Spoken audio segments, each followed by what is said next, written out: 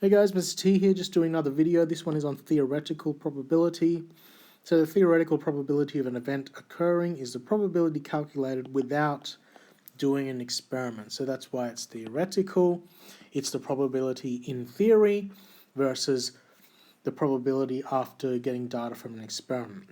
Now, because it's calculated without actual results, you need to make assumptions about what will happen. The main one of these, you're being specific here, is that all possible outcomes in the experiment you assume to have the same chance of occurring. So for example, on a coin, you assume that it's going to flip 50-50. But I would hazard you, I would ask you maybe, even though you know in your head that it should be a 50-50 chance, if you were to flip a coin twice, according to your brain, it should flip a head and a tail, but the chances of actually flipping a head and a tail exactly as expected, they're actually quite low. You could flip a head and a head very easily, you could flip a tail and a tail. You're going to get closer to the 50-50 that you believe in your head the more times you flip that coin. So, getting back to theoretical probability, if a sample space has n, so an n number of outcomes which are equally likely to occur, then we can pretty much straight away say the probability of any of those events occurring is going to be 1 divided by n. So that's a statement that's trying to just confirm and say that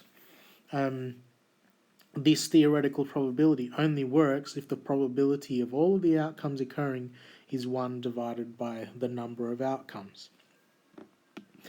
Overall, the theoretical probability of an event, capital E, is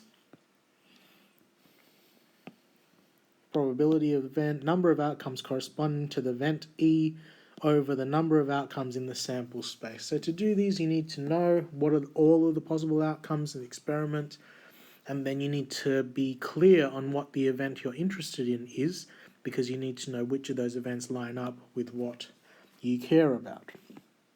So let's do an example, a fair. So fair is very important because that's telling you that it's going to be that all of the sides of this particular 8-sided dice have the equal chance of rolling. So a fair octahedral 8-sided dice is rolled once. Find the probability of rolling a 4. So I'm only interested in one outcome here, rolling a 4. So probability of rolling a 4 is equal to the number of outcomes corresponding to the event E. The event that I'm interested in is rolling a 4, so there's only one outcome that corresponds to rolling a 4 over the number of outcomes in the sample space. In the sample space of an 8-sided dice, I could roll 1, I could roll 2, I could roll 3, 4, 5, 6, 7, 8. So there's 8 possible outcomes. So I could leave the probability as that, but I like to show them in percentage because that makes more sense to me. So 1 divided by 8 is 0.125, which is equal to 12.5% chance of rolling a 4 on an 8-sided dice. B, rolling a number less than 5. So what's the probability of rolling a number less than 5?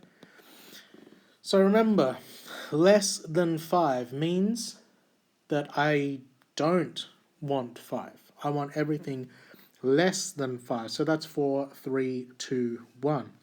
So how many of the outcomes on 8-sided dice correspond to rolling 4, 3, 2, 1? There are 4 of them. Over the total number of outcomes, which is 8, 4 on 8 is going to be 0.5. It's going to be a 50% chance of rolling less than 5 because the numbers less than 5 are 1, 2, 3, 4.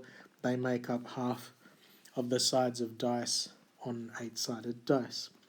P, C, rolling a number greater than 8. So probability of greater than 8. How many outcomes correspond to the event of rolling greater than 8? Well, the dice can only roll 1, 2, 3, 4, 5, 6, 7, 8. I don't care about 8 because I care about rolling greater than 8. So I need 9 and above. Is there any chance of the dice rolling a 9? No. So there are no outcomes corresponding to the event of rolling an 8. There's 8 possible outcomes.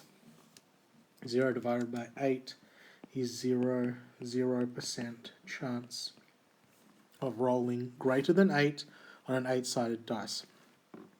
And hopefully that's self-explanatory to you.